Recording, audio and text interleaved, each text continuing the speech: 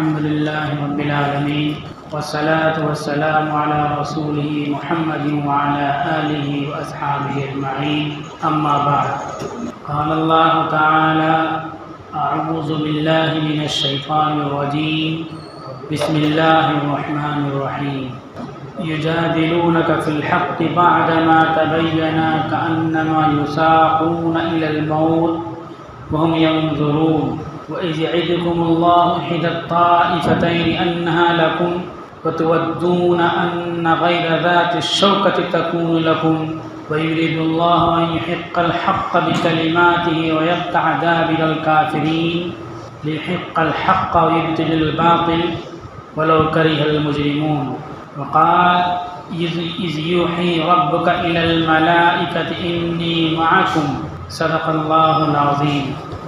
معزز سامعین، محترم حضرات، ہجرت کے دوسرے سال میں غزوہ بدر کا معاملہ پیش آیا۔ اہل مکہ نے اور اطراف کے تمام قبیلوں نے یہ طے کیا کہ محمد صلی اللہ علیہ وسلم اور ان کے صحابہ مدینہ میں چلے گئے اور وہاں سکون سے رہ رہے ہیں اور اسلام کی اشاعت کر رہے ہیں، تو اب آگے بڑھ کر کے مدینہ پر بھی حملہ کر دیا جائے اور حضرت محمد صلی اللہ علیہ وسلم اور صحابہ کرام کی زندگی کو، ان کی تحریک کو مدینہ سے ختم کر دیا جائے۔ اس سلسلے میں بڑے حملے کی تیاری کے لیے مکہ کے لوگ اور اطراف کے جو قبیلے تھے ان سب نے پیسہ اکٹھا کیا اور ابو سفیان بن حرب کی قیادت میں عیر کے نام سے قافلہ شام کی طرف روانہ کیا۔ تجارتی قافلہ نام تھا لیکن در حقیقت وہ جنگی انتظامات کے لیے قافلہ شام کی طرف آیا تھا، چونکہ مسلمانوں کو جواب دینے کی، مقابلہ کرنے کی اجازت مل چکی تھی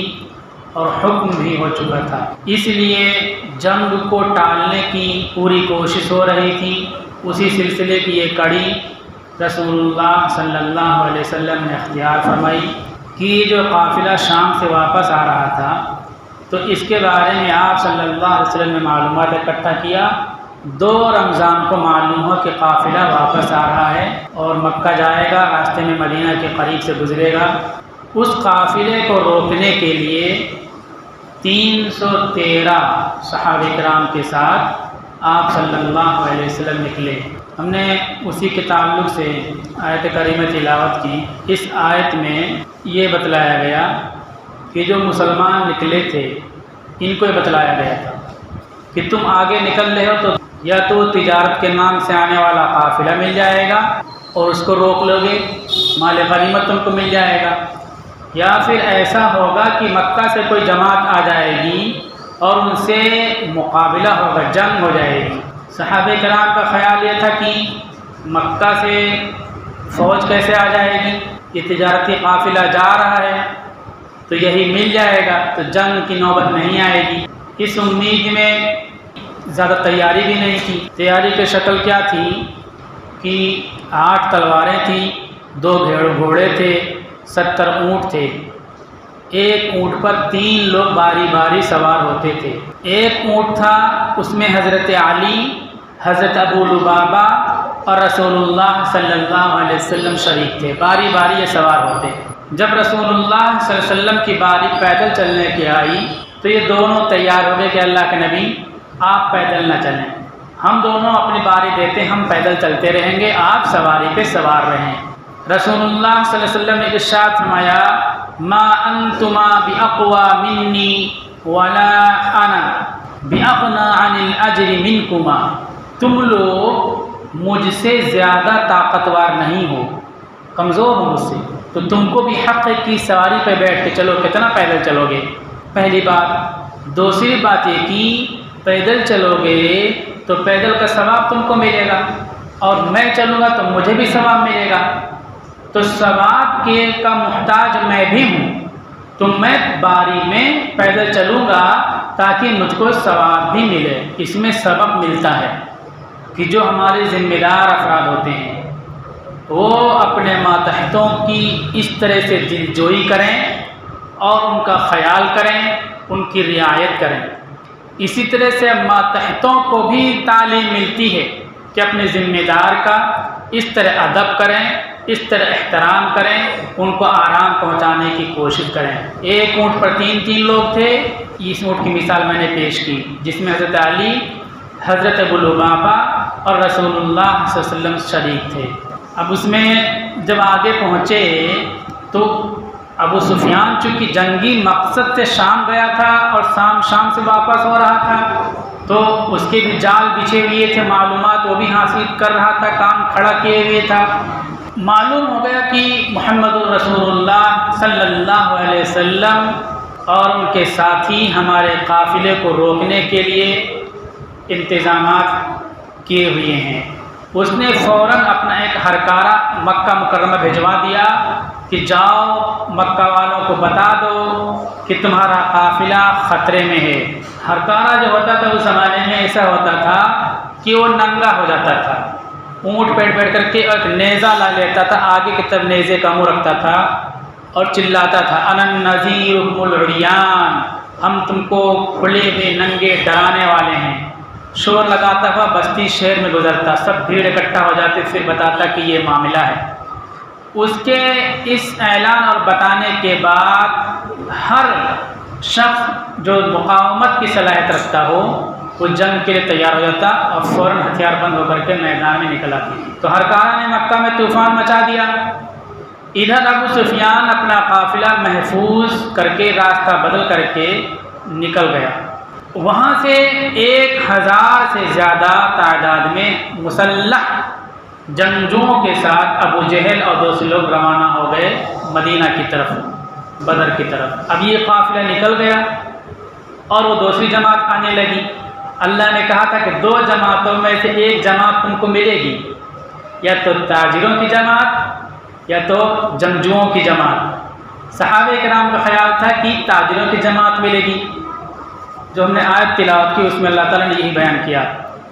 اور جب وہ جماعت آ رہی تھی دوسری جنگجو جماعت، تو اس نے یہ کہا تھا کہ آج جو حق ہوگا وہ باقی رہے گا،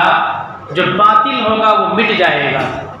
اچھا وہ اس لیے کہہ رہے تھے کہ وہ طاقت میں زیادہ تھے، ان کی پوری تیاری تھی، اس لیے کہہ رہے تھے۔ بلی شیر بن جاتی ہے، آپ دیکھو کوے مردہ اور بیمار شیر کو نوچتے ہیں۔ ابھی تو سوشل میڈیا کا دور، آپ دیکھیے کہ کتے ہاتھیوں سے لڑنے لگتے ہیں، سانڈ سے لڑنے لگتے ہیں، شیر سے لڑنے لگتے ہیں۔ طاقت جب ان کو محسوس ہوتی ہے کہ میں طاقتور ہوں، یہ کمزور ہے، بیمار ہو گیا ہے، تو وہ شیر بن جاتے ہیں اور ایسی باتیں کرنے لگتے ہیں۔ تو اہل مکہ یہ کہہ رہے تھے کہ جو حق ہوگا وہ باقی رہے گا، جو باطل ہوگا وہ ختم ہو جائے گا۔ اس لیے نہیں کہ وہ حق پر تھے وہ باطل پر تھے، بلکہ اس لیے کہ ان کے پاس طاقت تھی، طاقت کا نشہ تھا، وہ کمزور تھے۔ وہ یہ سمجھتے تھے کہ ہم ان کو مار دیں گے، ختم کر دیں گے، تو ہم نے جو چیلنج کیا، اعلان کیا کہ ہم دیکھو باقی ہیں، ہم حق پر ہیں۔ اللہ تعالیٰ اسی کو بیان کرتے ہیں، وَيُجَادِلُونَكَ فِي الْحَقِّ، یہ حق کے معاملے میں آپ سے جھگڑا کرتے ہیں، بَعْدَمَا تَبَيَّنَ، حق واضح ہو جانے کے بعد کہ حق پر کون ہے، غلطی پر کون ہے۔ مکہ چھوڑ کر کے مدینہ آئے، وطن چھوڑا، گھر بار چھوڑا ان کے ظلم کی وجہ سے، لیکن ان کا سینہ نہیں ٹھنڈا ہو رہا ہے۔ اللہ تعالیٰ کہتے ہیں جب اس غرور میں، اس نشے میں چل کر کے آگے بڑھ رہے تھے تو ان کا یہ بڑھنا ایسا تھا کأنما یساقون الی الموت وهم ینظرون، گویا کہ وہ موت کی طرف ہانکے جا رہے ہیں۔ وہ تو آ رہے تھے جنگ کرنے کے لیے،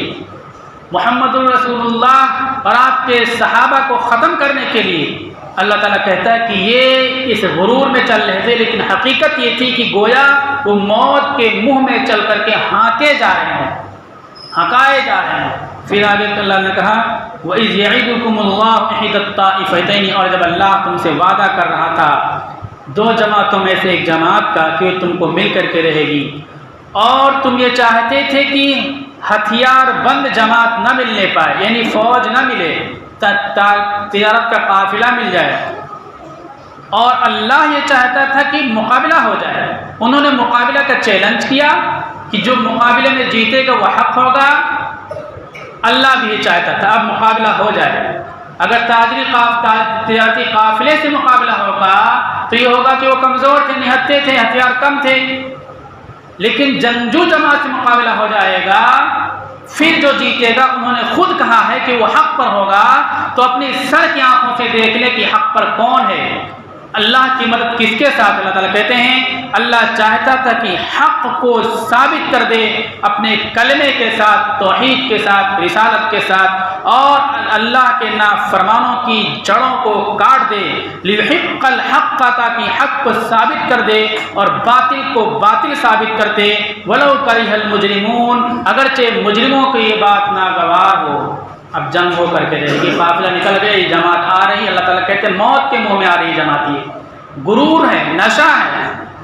گھمنڈ ہے، لیکن حقیقت یہ ہے کہ موت کے منہ میں جا رہے ہیں۔ آپ صلی اللہ علیہ وسلم بدر کے میدان پہنچے اور یہ ہوا کہ یہاں میدان ہے، یہی مقابلہ ہوگا، زیادہ آگے نہیں جانا ہے۔ پانی کے جو چشمے تھے، بہت سے چشمے تھے، حضرت خباب رضی اللہ تعالیٰ عنہ کے مشورے سے تمام چشموں کو بند کر دیا گیا، ایک پانی کے چشمے کو کھلا رکھا گیا، اور اس پانی کے چشمے سے مسلمان بھی فائدہ اٹھا رہے تھے، آپ نے دشمنوں کو بھی فائدہ اٹھانے کی اجازت دی کہ اس پانی سے وہ بھی فائدہ اٹھا سکتے ہیں۔ لوگ کہتے ہیں ریڈ کراس، جنگیں ہوتی ہیں تو ایک جماعت اس میں ہوتی ہے جو دوست دشمن تمام لوگوں کے مجروحین اور زخمیوں کو اٹھا کر کے لا کے علاج کرتی ہے، اس کے ریڈ کراس بولتے ہیں۔ خاتم النبیین محمد الرسول اللہ صلی اللہ علیہ وسلم ریڈ کراس کی بنیاد رکھی۔ ریڈ کراس کے فاؤنڈر اور اسٹیبلائزر خاتم النبیین محمد الرسول اللہ صلی اللہ علیہ وسلم ہیں۔ یہ دشمن طاقت کے نتھے میں چور ہو کر کے آئے ہیں، پوری تیاری کے ساتھ آئے ہیں، ہم پوری تیاری کے ساتھ نہیں آئے ہیں، تجارتی قافلے کو روکنے کے لیے آئے تھے، جس قافلے کے ذریعے فتنہ برپا کریں گے اس کو روکنے کے لیے آئے تھے، ہمارے پاس ہتھیار کم ہیں، یہ غرور میں آئے ہم کو ختم کرنے کے لیے، اتنے بڑے دشمن ہیں، پھر بھی ان دشمنوں کو اپنے چشمے سے پانی پینے کی اجازت آپ صلی اللہ علیہ وسلم نے عطا فرمائی ہے۔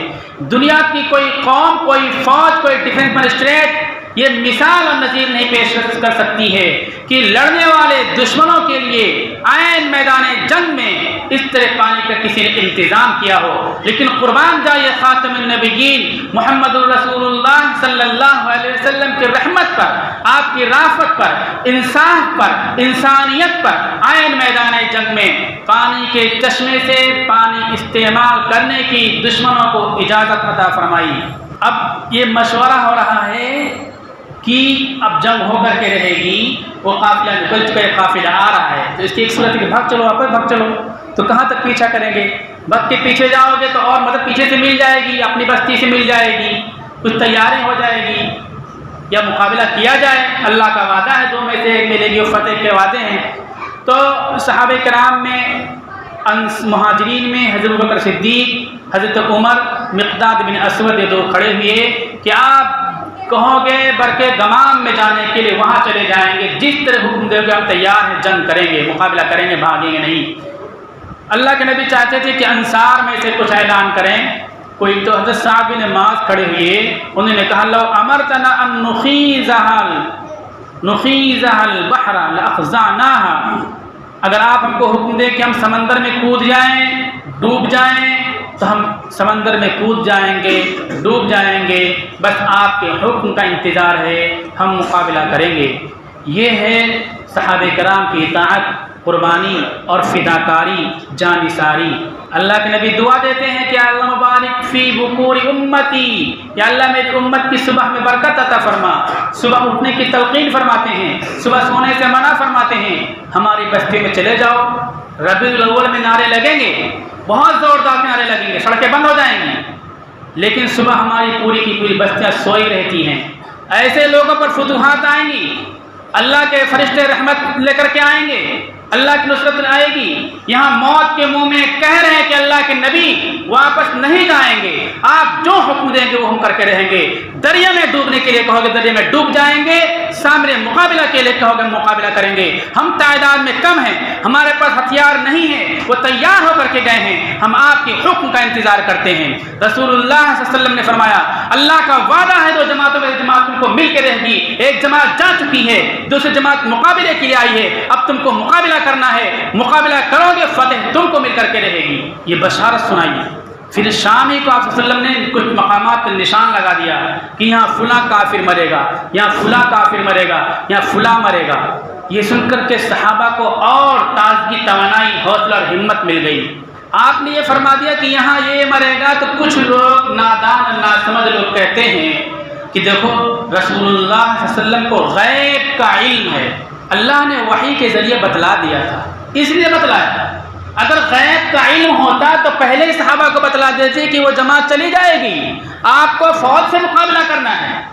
تیاری کر کے آتے، لیکن نہیں معلوم تھا، وحی کے ذریعے اللہ نے نہیں بتلایا تھا کہ کون سی جماعت ملے گی، دو میں سے ایک جماعت ملے گی، اللہ کے نبی کو نہیں معلوم تھا۔ وحی کے ذریعے اس طرح کی بات آپ کو معلوم ہوتی تھی۔ غیب کا علم صرف اللہ کی صفت ہے، اللہ کے علاوہ کسی کی صفت نہیں ہے۔ اللہ کے نبی نے بتلایا کہ یہاں فلاں کافر مارا جائے گا، اس جگہ فلاں کافر مارا جائے گا، لکیر کھینچ دی۔